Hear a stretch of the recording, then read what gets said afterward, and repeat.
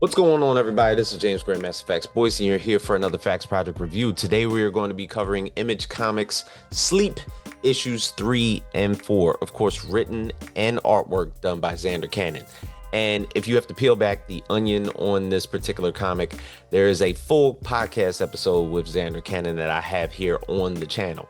Now, to talk about this book in particular, when I first got into it, I was already drawn in by the fact of not only just the artwork, the grayscale and the singular color of red that I've always talked about with this particular book, but better yet, the mystery of it. As a matter of fact, in issue 3, this one right here, I actually got my own conspiracy put into the back pages that Zander actually printed, but it folds over a lot more going into issues 3 and 4. As Jonathan is starting to be perplexed by the fact that he is unfortunately the beast that tends to come out every time that he goes to sleep.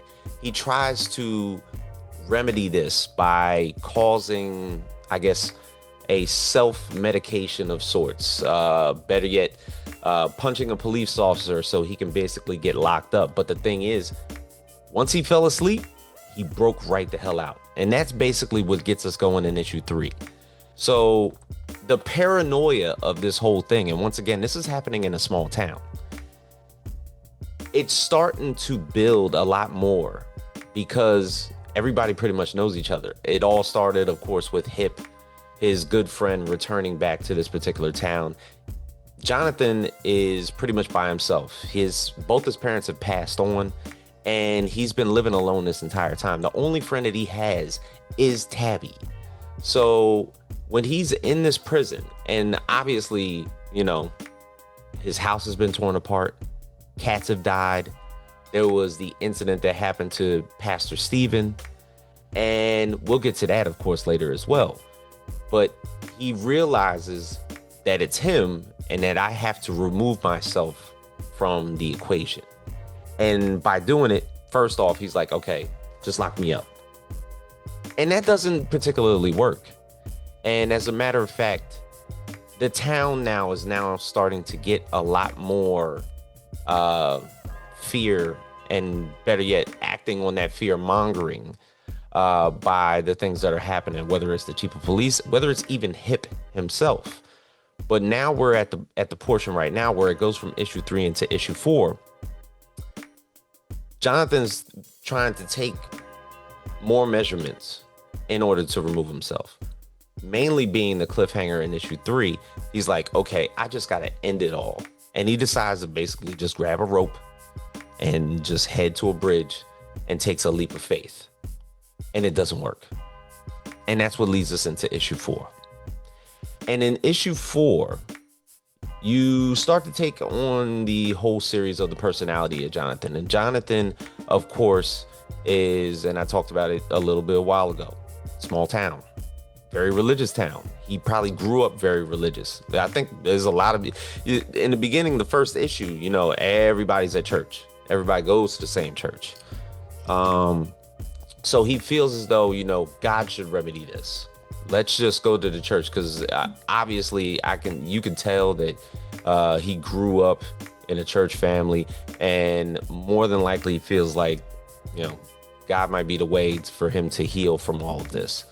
And that doesn't necessarily take effect for him. The readings that he's basically reached into, and better yet, even the secrecy from his optometrist, who unsuspectingly arrives at the church and his trunk is popped open, and the chief of police, wants to assist him. And once again, you start to see again, the trunk is marked red. Everything inside of the trunk of the optometrist is marked red. So the suspicions are starting to happen there as to what is the correlation between Jonathan, the optometrist, the red frame glasses, and all these red blotches that are happening throughout this book.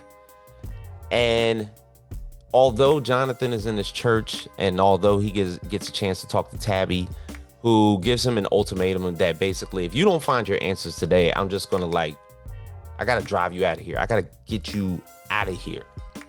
Hip, who just so happened after Jonathan's suicide attempt, because Jonathan woke up amongst a pile of mutilated bodies. Why?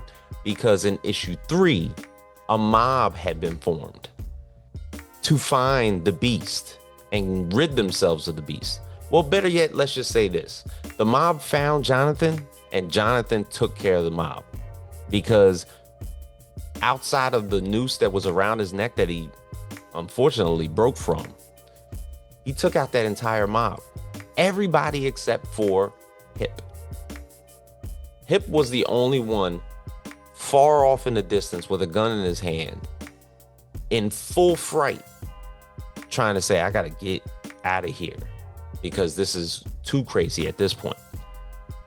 And when we're looking at Jonathan's situation now, it's all escape, all of it. As a matter of fact, when we come to the end of issue 4, his good friend Tabby, is like, all right, if you ain't get your answers, get in the car. I figure if I get you at least 50 miles away from here, you can't come back. So, no, we've pretty much run through the gauntlet of maybe around close to 4 days in 4 issues, right? And now he's about 50 miles away from the town that he grew up in. And that ends that particular sequence of that book. If he is the beast, how does he get back? Like the next time that he wakes up from Wednesday into Thursday, because it started out on a Saturday, who's the next victims on the list?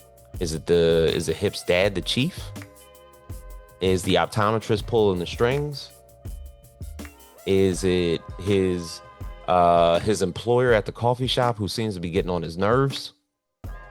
All these things. It could even be Tabby or Hip, which I hope not, man, because they seem like good people. Although I feel like a confrontation between Hip and Jonathan is going to take place, because you see that kind of bubbling as well. But I love the series. I talk about the series a lot. I have shorts about the series. I have now probably about 3 reviews on the series. And I have a full podcast with Zander Cannon. But if you're looking for more of this and you feel the need to add to your collection out here, if you like mystery, if you like gore, if you like horror, this is the book for you. All right. So for everybody here at the Facts Project, we will be concluding a lot more of this going into issue 5. So we will see you guys next time on the channel.